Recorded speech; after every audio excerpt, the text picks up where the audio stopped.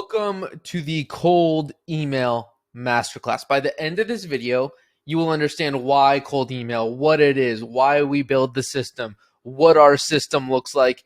You are going to feel like a cold email pro. And again, this is a system that has made me well into the six figures on an annual basis just because I understand this one thing. Again, BDRs exist in so many different companies, but I run laps around them and I could do what 10 of them do with a fraction of like 10% of the time. Like I am running laps around these people just because I understand this basic system here. Let's get into it. No more leaving you waiting. So what is cold email?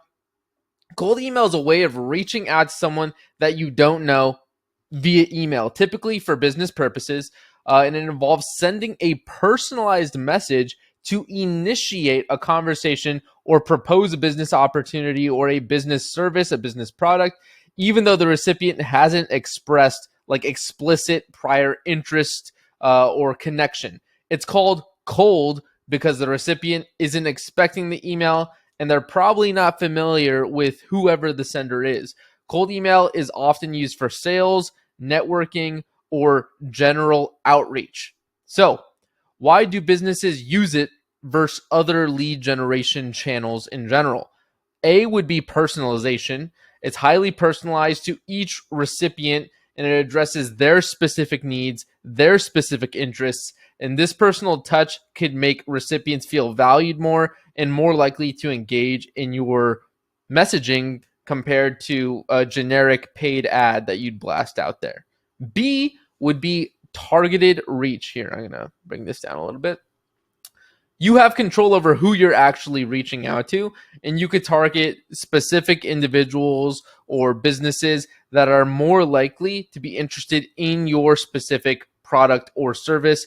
This targeted approach could result in higher quality leads compared to a broader audience that you'd reach out to if a business was using paid ads. So this is just wholly eliminating the paid ad market because you get to be so much more targeted and specific and personalized. The other reason, C, is direct communication. This allows us to have one-on-one communication with our potential customers. Unlike paid ads where you're competing for attention among lots of other ads, cold emails land directly in the recipient's inbox, giving you the chance to make a personalized pitch and actually build a relationship with this individual. D, the last reason, is cost effectiveness. This has to be the best reason because while paid ads require ongoing expenditure, you have to keep pouring money in. Cold emailing could be done for so inexpensive. And once you have a list of email addresses, the cost of sending the emails is so small compared to the continuous expense of actually running advertising campaigns. Now, let's go through who cold email actually works for. From what I have personally seen, it works best for B2B companies that have a clear return on investment offer. So B2B meaning business to business, two businesses doing business with each other, and not like Amazon where I go and I buy a product there. That's called business to consumer. We're talking B2B. ROI being return on investment. So their offer says, I will make you more money. I will save you more time. I will make your life easier by this amount. Like that's a direct ROI. I could quantify how much better it will make my life. So what do I mean by that companies drive tangible results for sales and businesses? Like I'm saying, ROI, tangible results of the sales. A great example is a lead generation agency or business development firm, what I run.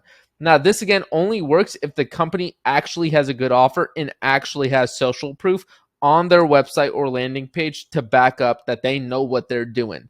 Social proof could be used inside of the scripting process of our campaigns, which is a big lever when it comes to actually getting results. So like, hey, we'll help you add $50,000 in monthly recurring revenue in the next 120 days or you don't pay me. That is a massive thing that you could put out there to get results. And that's what you want to see. That's the kind of like offer that you actually want to have. You want your clients to have an offer like that if you want to succeed with cold email.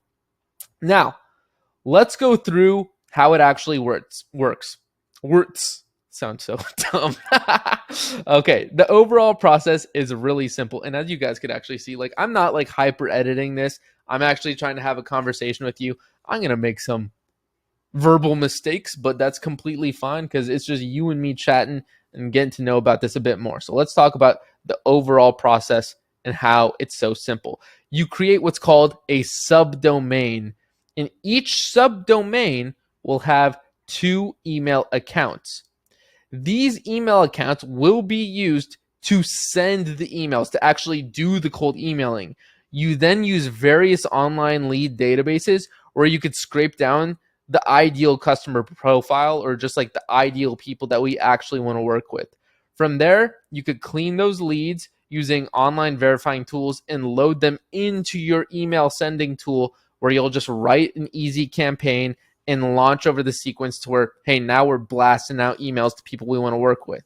So again, set up the domains, set up the email accounts, scrape the leads, source the leads, verify that we're actually sending to the right people, simple tools to use. We write the sequence. What are we actually saying to them?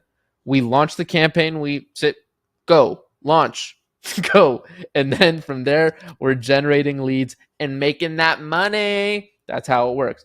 Now, what would a cold email look like? This is just an example of one. Hi, Larry. I'm Logan, and I came across Larry's marketing firm. No, wait. Marketing X. Hi, Larry. I'm Logan, and I came across Marketing X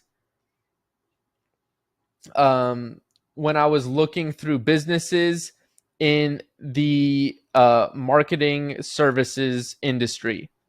Impressive work. I recently helped marketer extraordinaire add 9 new clients within the last 100 days through LinkedIn ads on a pay on performance basis. I think that we could do the same for you. Open to chat more? Best Logan. Super simple, plug and play. We're sending these emails at scale and they work incredibly well. So, what's the tech stack actually like? We purchase a set of domains off Pork Bun, Squarespace, GoDaddy. There's a lot of different places you could actually get the domains. You use G Suite or Outlook, which is Microsoft, to host the email accounts. That's like the actual email accounts are in G Suite or Outlook. And we use lead databases like Apollo or Instantly.ai to actually get the leads. Then we use NeverBounce to do this part, verify the leads. NeverBounce will do that for us. And then Instantly or Smart Lead to actually launch the campaign, to send the emails. Then if you want a CRM, you could use something like Close, something affordable like that. And if you need, this is optional, but to book appointments, you could be sending a Calendly link. This is a tech stack. Very simple, very bare bones. And we're not going to be breaking the bank to do something like this. Now, what does the system actually look like? So like we said, domain 1 that we bought off Squarespace, we bought all these different domains off Squarespace, and each domain has 2 email accounts that would be on Google or Outlook, like a Gmail or an Outlook account.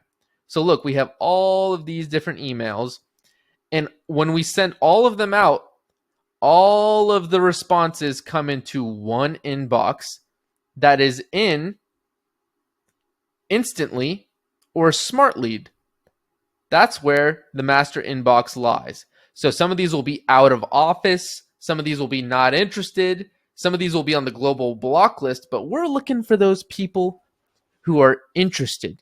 So interested response comes into the master inbox. What do? We send them a message that books the call. From there, from a booked call, they go into the CRM and we actually manage that lead. We know they're interested and we close that lead. It is this simple, people. Extraordinarily simple. Now, let's move on. Why are we even using multiple domains and multiple email accounts? Like, why do this? What is the point of this? Let's break it down. Let's get into the nitty gritty, people. This might sound nerdy, so just bear with me while I nerd out for a second and I actually break this down. There's a reason for multiple domains and email accounts. It's because email hosting services like Gmail or Outlook, there are others, but they have very sophisticated algorithms in place to stop people from spamming their users or to just stop people from mass sending in general. Let's think if you're the owner of Gmail or Outlook, do you want your users being spammed? Absolutely, you don't want them being spammed. You want everyone to have a good user experience. Now, if you were caught sending mass emails from your domain, the email provider would blacklist it. So let's say my company, Lead Scuba, the domain is leadscuba.com. If I sent 10,000 emails off leadscuba.com, Gmail would be like, I don't like that. Blocked. And now that's my domain that I use for business every single day. That's how I'm talking with different vendors that I pay. That's how I talk with employees. That's how I talk with partners. Now that's blacklisted. I can't use it anymore. That sucks. Meaning it's now burned. That's what's called burning a domain. And when you send your next email, it won't land in the recipient's inbox. That's what the spam folder exists for. You will live in the spam, and that is the worst place to live. You do not want to end up in spam, but I'm going to teach you how to never land in spam. So, how do we get around this? We'll create multiple new domains that are similar to our main initial domain. That's what's called a subdomain. All of these are subdomains. So let's get an example here really quick. If my main domain is google.com, I don't want to send emails from google.com. I could create subdomains called trygoogle.com, or let's say this is trygoogle.com, getgoogle.com, googleapp.com, thegoogle.com, a bunch of different options there. We then redirect these subdomains to our main domain. So if someone was to put getgoogle.com into their URL, because, hey, I just got an email from Logan at getgoogle.com, I don't know who you are. So I'm going to copy the end of that email, getgoogle.com, into my browser. And where is it going to go to? Simple. I will show you how to redirect your domains to where all of these redirect to the website Google, so that when they copy and paste your domain into their search browser, they will see your actual website. It's like a really cool system, and it's so easy to do. It sounds complicated, but I'm going to show you everything. Don't worry at all. Really simple. Now, one thing to note is the max sending limit without burning your email account domain is maximum 35 emails per day. And you want to slowly build up to that. You don't want to just day one, boom, 35 emails per day. You want to slowly build up. So again, you don't have to be like the people who end up in the spam inbox. You don't have to be them. Just get lots of subdomains and don't send more than 35 emails per day. This takes a few weeks to scale, like I said. As if you just bought a fresh domain and email account and start 35 a day, you'll get flagged as spam. So build up slowly. Now, once you do purchase your new domain and email accounts, the email hosting providers make you jump through various hoops in order to safely send. They do this by adding a layer of authentication. I'm going to tell you about this layer of authentication. There's 3 main levels of authentication that you'll find here. SPF, which is Sender Policy Framework. SPF is an email authentication protocol that allows a domain to specify which mail servers are authorized to send emails on behalf of that domain. It works by publishing a list of authorized sending mail servers in the DNS records of a specific domain. Now, you don't need to know the nitty-gritty of all these things. You really just need to know how to set them up, but I'm just giving you some baseline knowledge. Don't worry. I'll teach you how to set all these up. Like it'll be step by step. Okay, do this. Okay, now do this. But let's explain what it is. DKIM, or domain key identified mail. DKIM is another email authentication protocol that allows a sender to digitally sign an email message to verify its authenticity. It adds a digital signature to the email header using a private key, and the recipient can verify this signature using the sender's public key published in the DNS records of a specific sending domain. Last one, DMARC, domain-based message authentication, reporting, and conformance. DMARC is a policy framework that builds on SPF and DKIM to provide additional email authentication and reporting capabilities. It allows domain owners to specify policies for handling emails that fail SPF or DKIM checks, such as quarantine or reject. A lot of reading, people. Chill out. Okay, so DMARC also provides reporting mechanisms to give domain owners visibility into how their domain is being used for sending emails and how to identify potential abuse. In summary, SPF specifies authorized mail servers for a domain. DKIM adds digital signatures to verify email authenticity, and DMARC adds policies and reporting to enhance email security and control. Together, they help combat email spoofing, phishing attacks, all that dangerous kind of stuff. Again, I'm going to show you how to set everything up. You don't have to worry about that. So, how long does it take to set up? This is a bit of a loaded question. I'm not going to lie. It boils down to how many domains and email accounts you'll actually be setting up. So, usually 10 domains and 2 email accounts per domain is it's sufficient to see results in 2 months or less. If you have that many, again, if you double that amount, 1 month or less, like you cut it in half every time. The most time consuming part of the process is definitely buying and actually setting the domain up in the email accounts. But once that's complete and imported into your sending tool, like Instantly or SmartLead, I use Instantly, they'll need to go on a warm-up period prior to actually sending emails off to leads. So after you get them in, hit warm on each one, and it would be like a 3-week process in total because you want to wait for them to actually warm up. So yeah, could you set up all 10 domains in one day? Easily. But then we want to wait 2-3 weeks for the domains to warm up before we start our sending. That's why you want to start that process today so that you could actually start earning money 2 to 3 weeks from now. That's what I did.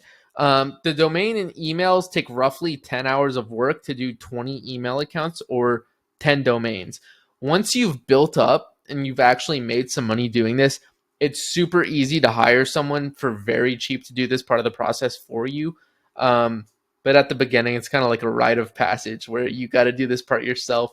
And it's honestly kind of fun. I remember how excited I was when I was setting up my first domains. I was just stoked. And honestly, it didn't take me 10 hours to do 10 domains. It took me like maybe 2 or 3 hours. But I'm talking if this is your very first time and on each one you're watching the tutorial I give you over and over again, yeah, it could take some time. But if you're a quick learner, it'll cut that time in half or even into like thirds. So how fast could I expect to see results? There are a ton of variables at play here. What is the offer that you're using? Or what is the offer that our client is using? Do they have a good video sales letter posted on their website? Do they have a good landing page? Is their targeting nailed down? What's the script writing? And there are other things as well. But after seeing data come in from your initial campaigns, you should be getting feedback from the marketplace.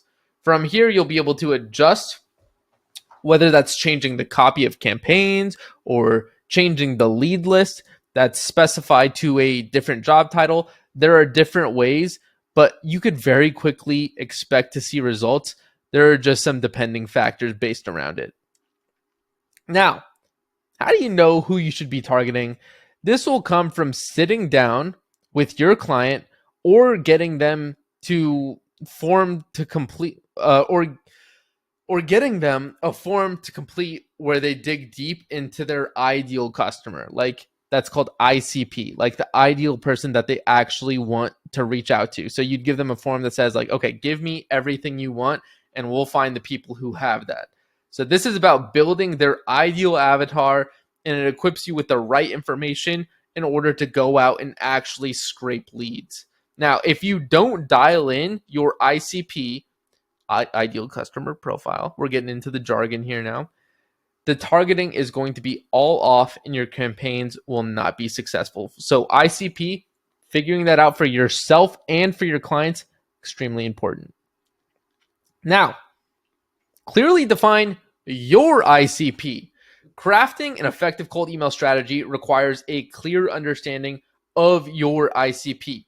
Beginning with a single, well-defined ICP will significantly boost your results. So let's dive in. Here's the table of contents to what is an ICP, how to clearly define your ICP, building a lead list of your ideal clients, and lastly, homework. So what is an ICP? An ideal client profile is a well-defined understanding of the perfect company, your dream company, as well as the person at that company who'd be the decision maker for your products or services. So we're trying to find our dream client. That is ICP. So this is breakdown by different variables. Company, where they're located, how big the company is based on number of employees and revenue. What industry are they in? What are the keywords? What tech are they using on a day-to-day basis? What is their funding history? Did they just get $6 million in funding from some private equity firm? Do they have job postings for a specific role? These are all things we could look at. We could look at people, location, job titles.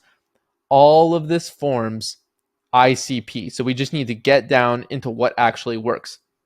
The more detailed your understanding of what you're like looking for in these areas, the more targeted your leads will end up being. Now, clearly defining your ICP relies on you going out and doing real, here, let's zoom in a little bit so that you could see what's going on too, and doing real market research. Without doing this, your strategy is literally just a guessing game. Start by answering questions like this. What industry are my ideal clients actually in? Where would they be located? What is their minimum company size? What technologies are they using that my product could enhance or completely replace? Are they hiring for positions related to my offer? Who are the decision makers in this situation? To get clear on these questions, consider the following strategies. Go through and build a list of your 100 dream clients. One second.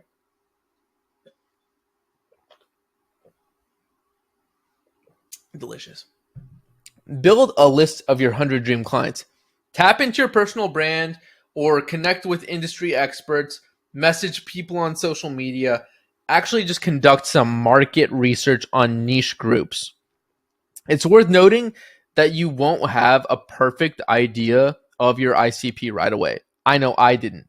Running cold email campaigns is actually the best way to get a clear idea on this. So let's just keep pushing and getting through this. Now, building a list of ideal clients.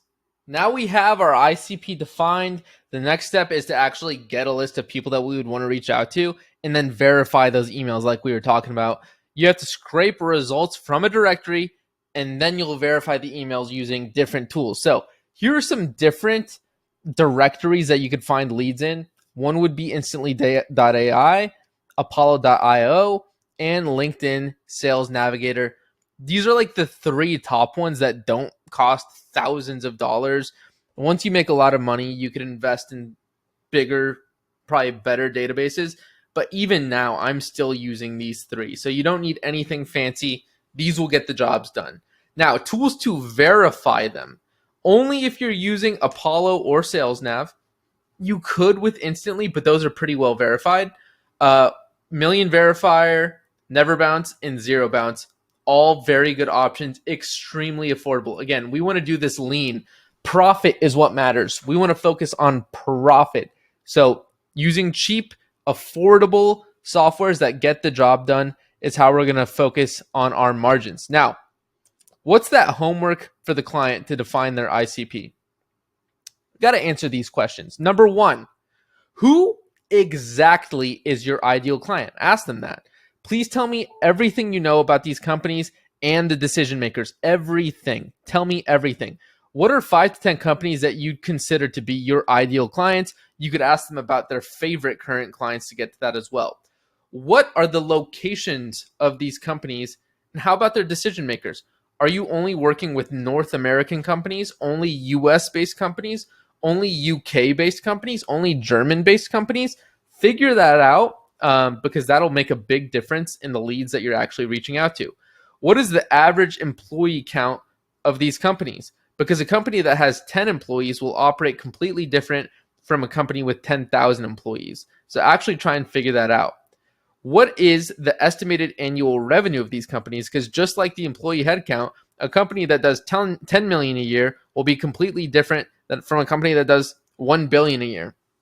We want to know who we're reaching out to based on revenue as well. And like I said, all of these could filter by all of these as well. So that's why this is so helpful. Now, what industries are these companies in? Are they in advertising and marketing? Are they in business services? Are they in IT? Are they in private equity? There are so many different industries. We got to find out where we're actually filtering by. What are some commonly used keywords for these companies? Here are some examples. If my ideal client is e-commerce brands, some commonly used keywords on their websites would be SEO descriptions, and company names might be shop now, products, what's new, bestsellers, add to cart, etc., stuff like that. So keywords could actually help a ton. 8, what technology tools are your ideal clients using? Just like with e-commerce brands, tools they might use is Shopify. And these tools right here will let us filter by if they're using those types of things, or if they're a big B2B company and they're using Salesforce as their CRM, then we could filter by all these companies who are using Salesforce. Now, have these companies recently been funded? That is easy to check if you go to crunchbase.com. Crunchbase will tell you, go to Crunchbase, people. They will tell you if someone has been funded and for how much, which is really helpful. And the last one, are these companies hiring? If so, for what roles? Really simple if you want to go to like anything really. LinkedIn, jobs, companies who are hiring for marketing directors. Or if you want to go to indeed.com and you want to see who's hiring marketing directors, that could all be done there. But people, you have a good idea of the system. You have a good idea of how it works now. Now it's time to actually execute on all of this knowledge here. And it's time to start making some actual money. Thank you for sitting through this. I'm telling you, implement the system. It works. It works, people. Try it. On to the next section.